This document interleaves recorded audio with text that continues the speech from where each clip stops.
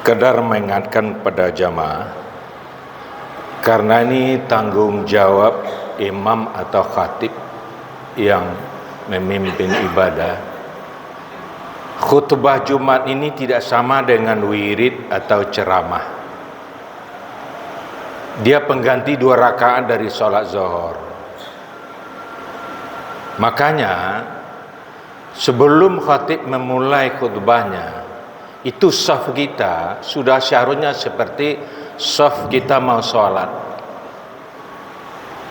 Makanya kami minta kepada bapak-bapak dan saudara yang bagian belakang, mari kita rapikan, kita benarkan saf kita, karena diterimanya ibadah pertama karena Allah, yang kedua sesuai dengan tuntunan Rasulullah SAW.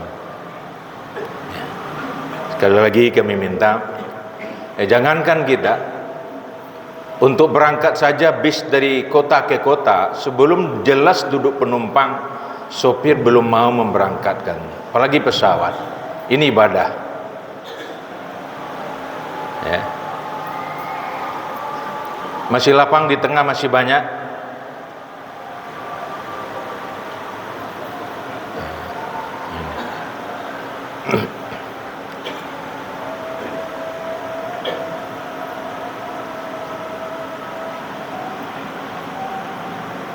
Terima kasih, kami doakan semoga yang merapatkan saf ibadahnya diterima Allah SWT.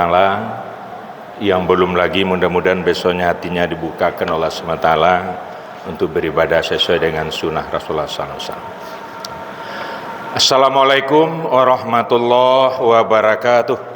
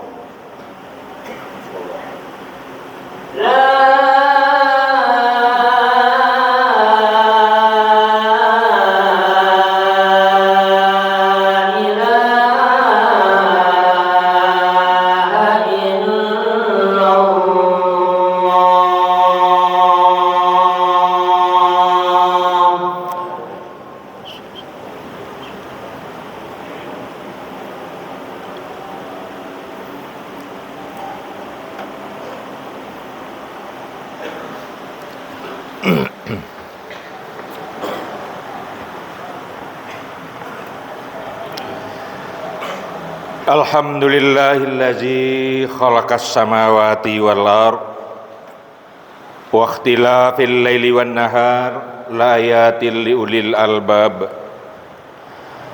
Asyhadu an la ilaha illallah wahdahu la syarikalah wa asyhadu anna Muhammadan abduhu wa rasuluh sallallahu alaihi wasallam la nabiyya ba'da. Allahumma fasalli wa sallim wa barik ala Muhammad wa ala alihi wa sahbihi ajma'in. Amma ba'du fa ya ibadallah usikum bittaqullah faqad fazal muttaqun. Ittaqullaha haqqa tuqatih wa la tamutunna illa wa antum muslimun.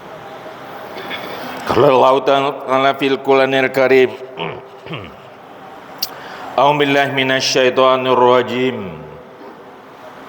Bismillahirrahmanirrahim. Walillahi 'alan nasi hijjul baiti man istata'a ilaihi sabila wa man kafara fa innallaha ghaniyun 'anil 'alamin. Shadaqallahul azim. Di antara kewajiban umat Islam kepada Allah ialah menunaikan ibadah haji ke Baitullah, khusus bagi orang-orang yang punya kemampuan baik secara fisik, finansial,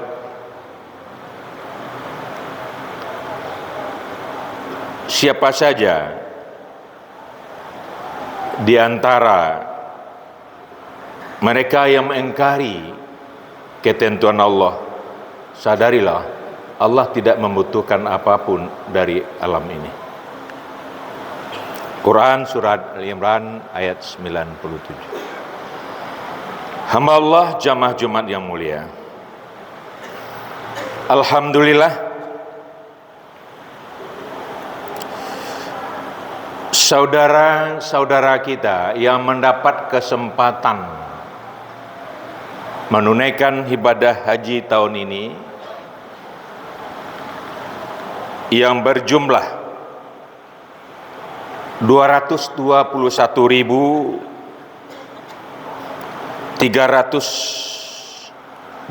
orang.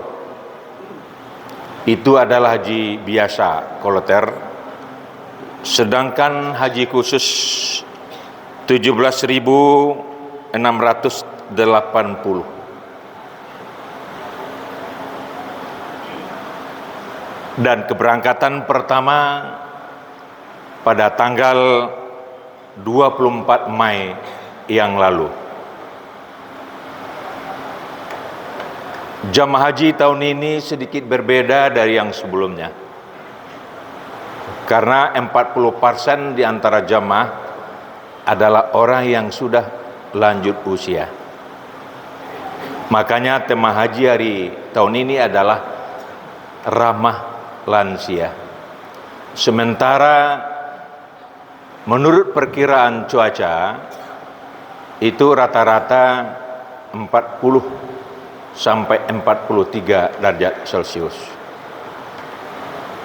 Sesama muslim kita doakan semoga beliau-beliau dapat melaksanakan ibadah haji dengan baik, sehat, dan kembali ke tanah air dengan predikat haji mabrur. Amin ya rabbal alamin. Hamba Allah jamaah Jumat yang mulia, ada hal yang perlu kita benahi, mindset kita, cara berpikir kita, persepsi kita tentang haji ini. Baik yang sudah melaksanakan, yang akan melaksanakan, atau orang-orang yang merasa tidak berkesempatan untuk melaksanakan, bahwasanya ibadah haji tidak semata-mata ibadah madah yang kalkulasinya adalah pahala.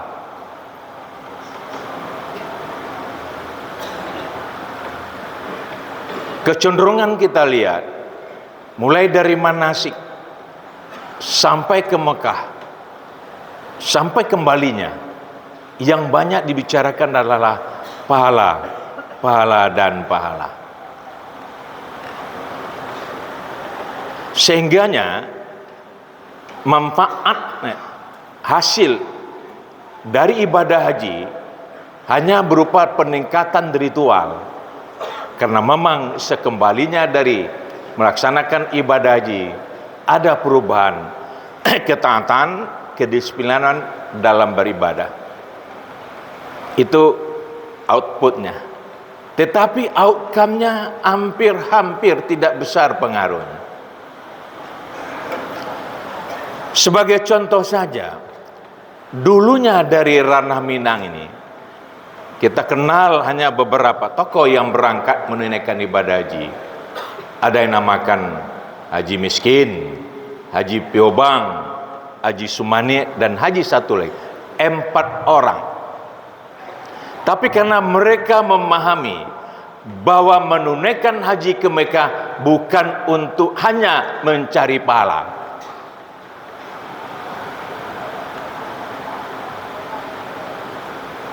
tetapi adalah membangkitkan spirit, membangun spirit juang. Sehingganya 4 orang dari Mekah ini bukan saja ranah Minang, bahkan nasional, istilah kitanya betul-betul gerakan menegakkan Islam luar biasa.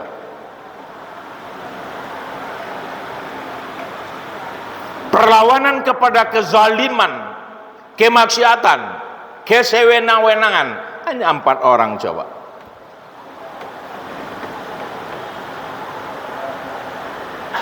Hari ini Indonesia catat lebih kurang 11 juta umat yang sudah menunaikan ibadah haji, dan di Sumatera Barat lebih kurang 200.000 orang. Seandainya semangat dan hakikat ibadah haji itu benar-benar terpancar menjadi keyakinan, menjadi spirit, menjadi mindset, kita yakin gerakan dan perjuangan Islam di Indonesia, Islam di ranah Minang, akan jauh lebih hebat lagi. Lihatlah kembali ayat-ayat yang terkait dengan ibadah haji ini.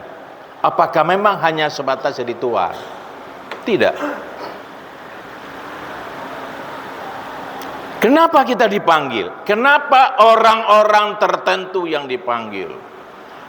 Dan di sana dikatakan Dufur Rahman, tamu Allah, bukan tamu raja.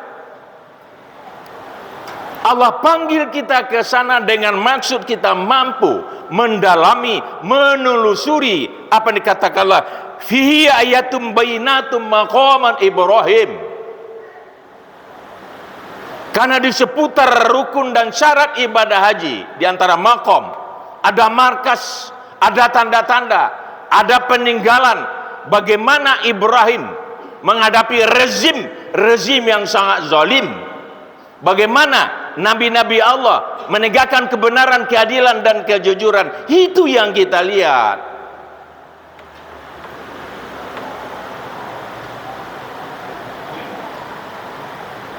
Luar biasanya kekuasaan Namrud.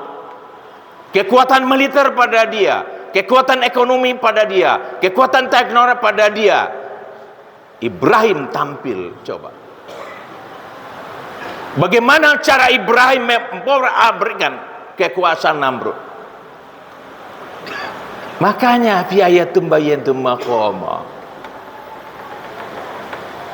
Tentunya diharapkan umat Islam, kita yang para cendekiawan, para akademisi yang berkesempatan menunaikan ibadah haji ke Mekah, profesor doktor, endanya dalam jiwanya, mindsetnya muncul prinsip-prinsip bagaimana karakter Abu Bakar Siddiq sebagai cendekiawan. Artinya apa? Dia mampu menampilkan konsep-konsep, gagasan-gagasan, baik yang teknis, taktik dan strategis, bagaimana meningkatkan kualitas umat Islam, bagaimana meningkatkan perjuangan umat Islam, dan bagaimana menghadapi orang-orang para pengkhianat Islam. Itu tugasnya hanya ada akademisi. Dengan kemampuan ilmuannya. Jadi kalau ada orang mengatakan Islam ini sama saja, dia yang tampil. Kalau ada tokoh akademik mengatakan tidak ada dalam Al-Quran babi, tidak ada diharamkan, dia yang tampil.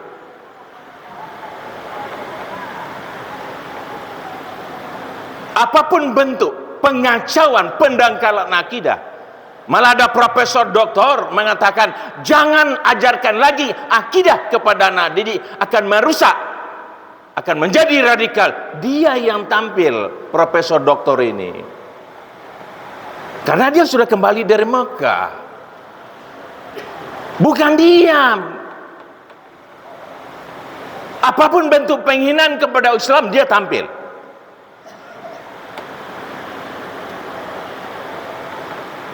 Demikian pula para alat-alat negara.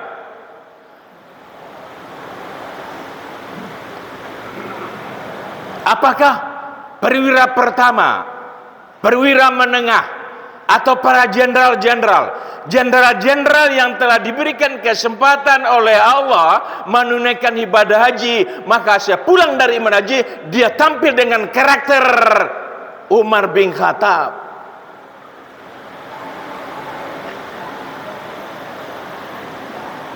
Siapa saja yang mengganggu Islam, dia tampil. Karena Islam tidak mungkin ditegakkan kalau tidak ada orang yang berani, orang yang bagak. Lihat Umar bin Khattab. Siapapun, kasih daun pimpiang, dia hadapi.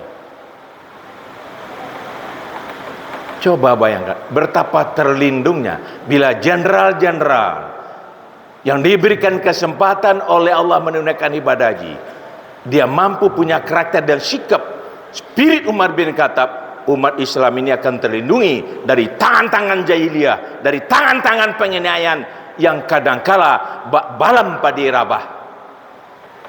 Dia tampil itu. Tidak hanya cukup sholat di sholat, sujud, zikir-zikir saja, dia punya kewajiban. Dengan fasilitas yang dimiliki, dia punya kewajiban.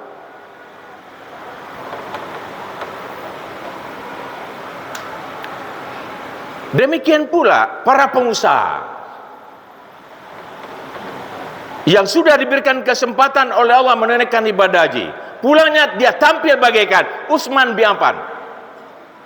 Dia akan bukakan pintu, dia akan bukakan kunci kasnya untuk membiayai semua gerakan-gerakan Islam. Dia tidak akan biarkan perjuangan Islam, generasi muda Islam, tokoh-tokoh Islam kandas karena uang dia tampil.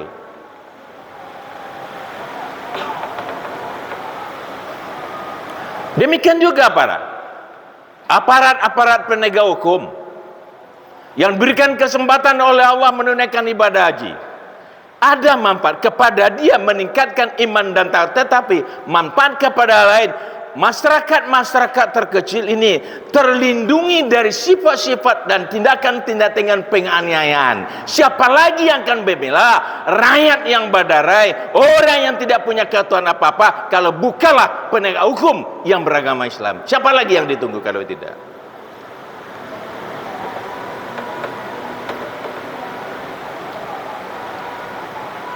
Bukan berpihak kepada kekuasaan. Demikian pula generasi muda.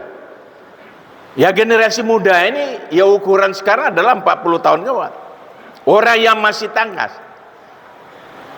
Capek kaki ringan tangan, capek kaki tidak pernah ringan tangan, tidak pamajah. Dia tampil sebagai Ali bin Abi Thalib. Siapapun kapanpun yang mempermainkan Islam, dia tampil. Nah, bila semua ini umat-umat Islam yang sudah kembali dari menunaikan ibadah haji, termasuk juga politisi. Tidak hanya sekadar menambah nama haji di belakang. Dia sadar, dia politisi, maka dia akan memperjuangkan Islam melalui regulasi. Apa bentuk peraturan dan perundang-undangan yang akan merugikan umat Islam, apalagi akan merugikan bangsa dan negara, dia tampil apapun resikonya. Bukan takut kepada ketua partai, bukan, yang takutnya hanya kepada Allah. Itulah dia yang namanya tawaf itu. Tawaf itu bukan sekadar putar-putar. Kalau hanya sekadar putar-putar demikian, sama saja dengan kita putar di Yerusalem. Tapi lihat filosofinya. Gambaran satelit. Artinya apa? Ka'bah titik start. Dia bukan, dia simbol. Dan sebesar apapun, sedasar apapun dan sebagainya, sumbunya tidak sama dengan roda kendaraan. Walaupun larinya ratusan kilometer, tapi sumbunya berada yang demikian, insya Allah selamat. Makanya siapapun kapanpun dalam hidup dan kehidupan yang serba dahsyat, kalau titik orbitnya, mana titik orbit, titik koordinat kita, akidah la ilaha illallah, dia akan selamat. Tapi kalau titik koordinatnya sudah bergeser, walaupun santuy hancur. Lihatlah, walaupun dia punya pangkat yang luar biasa, jabatan, lihat betapa banyaknya rekan-rekan kita yang punya jabatan di pemerintahan, tapi orbit putaran kehidupan ini tidak lagi pada titik koordinat, hancur. Betapa banyak saudara-saudara yang sudah jenderal, tapi pola hidup dan kehidupannya tidak lagi pada titik orbit la ilaha illallah, hancur. Jadi sekali lagi, ya haji itu bukan hanya pahala. Hayati Pak, dari pertama saja mikat itu sudah luar biasa.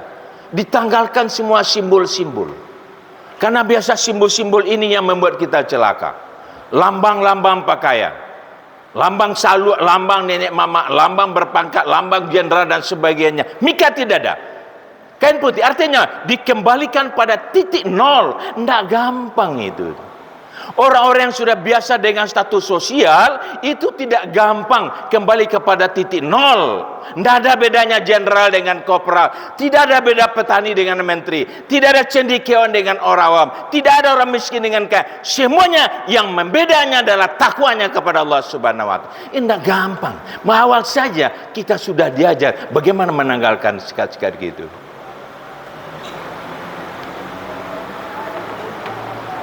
Demikian juga yang terakhir kita lihat. Selesai semuanya. Kenapa dia ajak kita bertahalul? Walaupun simbol katakanlah sekian rambut, artinya apa?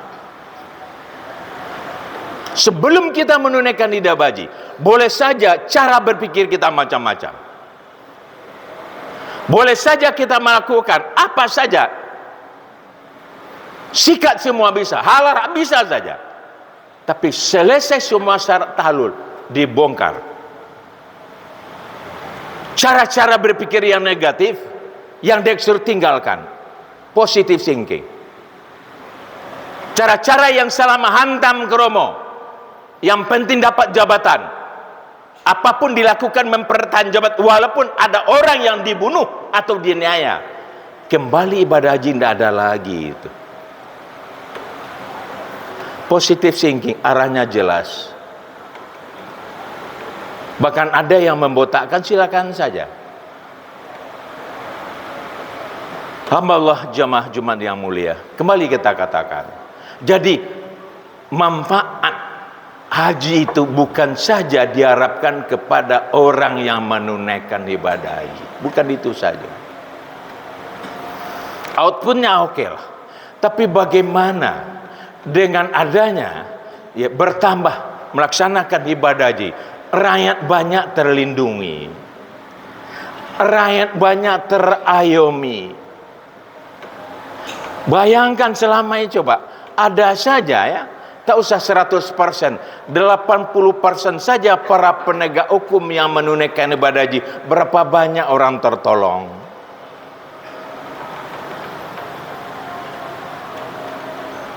Sekian banyak para politisi yang menunaikan ibadah haji.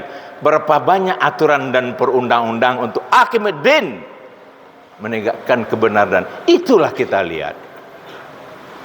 Jadi napatilas kita lihat bagaimana para rasul tidak gampang. Sampai kepada tidak gampang menegakkan kebenaran, keadilan dan tidak gampang, tidak mudah, bahkan nyawa pun pertaruhan. Tapi apa yang terjadi? Allah buktikan. Orang yang benar-benar menegakkan kebenaran, keadilan dan kejujuran, hanya karena Allah tabujulan, tidak ada yang tidak sukses. Dan siapa saja yang menyalahgunakan pangkat jabatan untuk kezaliman, untuk kemaksiatan, tidak ada yang selamat. Enggak ada. Maka untuk itu kita lakukan. Kita yang di Sumatera Barat lebih kurang 200.000. Kalau umrah lebih banyak. Di Indonesia yang melaksanakan ibadah haji luar biasa. Monggo lah. Kapan lagi? Kan kasihan. Sebelum haji biasa saja, tapi sudah haji korupsi, macam-macam, miliaran, triliunan. Lalu untuk apa? Bagaimana perasaan kita kepada Allah? Coba.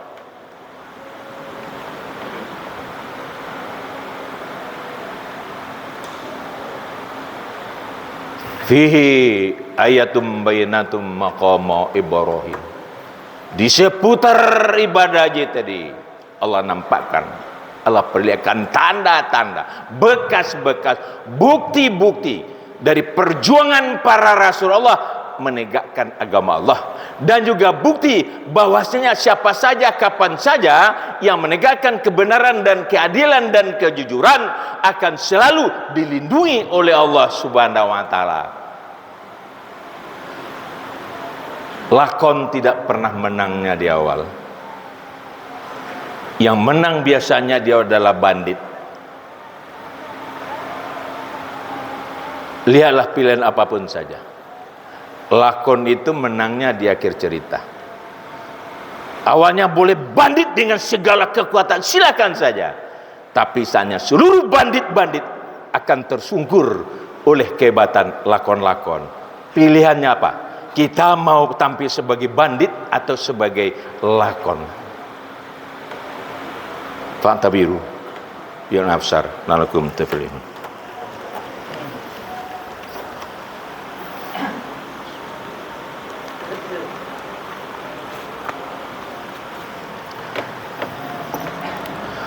Hamdan wa syukralillah wa salatu wassalamu rasulillah la haula wa la quwata illa billah asyhadu an la ilaha illallah wahdahu la syarikalah wa asyhadu anna muhammadan abduhu suluh sallallahu wasallam nabiyya ba'da. Allahumma shalli wa sallim wa barik ala Muhammad wa ala alihi wa sahbihi ajmain. Amma ba'du fa ya ibadallah bismikum taqullah faqal fazal muttaqun ittaqullaha haqqa tuqatih wa la tamutunna illa antum muslimun. Qala Allah ta'ala fil karim a'udzu billahi minasyaitonir rajim bismillahirrahmanirrahim. Innal ladzina jahadu fina lanahdihim subulan wa innallaha lamuhsinun.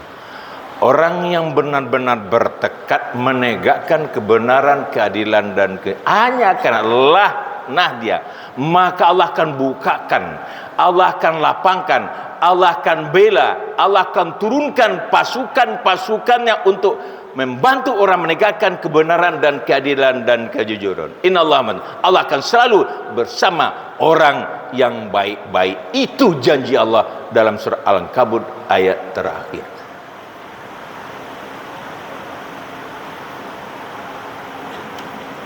Innallaha wa malaikatahu yusholluna 'alan nabi ya ayyuhallazina amanu shollu 'alaihi taslima Allahumma shalli ala Muhammad wa ali Muhammad kama shallaita ala Ibrahim wa ali Ibrahim wa barik ala Muhammad wa ali innaka Hamidum Majid. Allahumma mu'minina wal mu'minat wal muslimina wal muslimat ala minhum wa amwat. Rabbana zalamna anfusana wa illam taghfir lana wa tarhamna wa khasirin. Rabbana hab lana min azwajina wa dzurriyyatina qurrata imama. Rabbana atina fid dunya hasanah wa fil akhirati wa qina azaban. Ibadallah, innallaha ya'muru bil 'adli wa ihsan wa ita'i dzil qurba. Allahu akbar walhamdulillahirabbil alamin. Aqimissalah.